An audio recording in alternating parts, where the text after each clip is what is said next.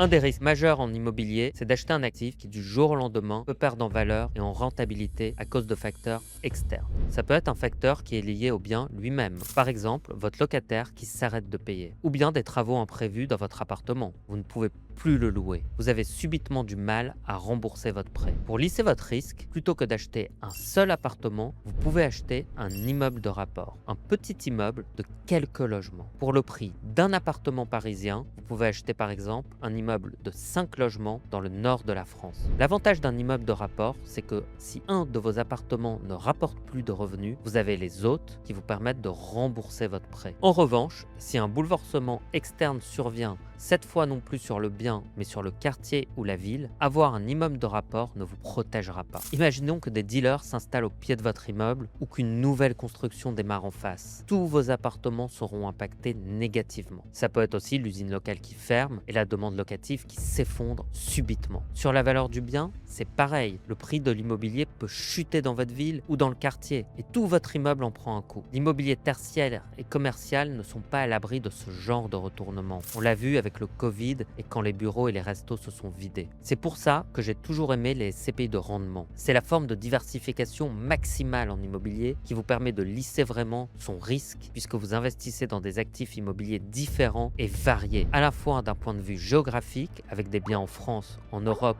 ou encore sur le continent américain et du point de vue de la typologie d'actifs, par exemple bureau, commerce, santé, logistique. Donc c'est une bonne façon de se prémunir contre les soubresauts du marché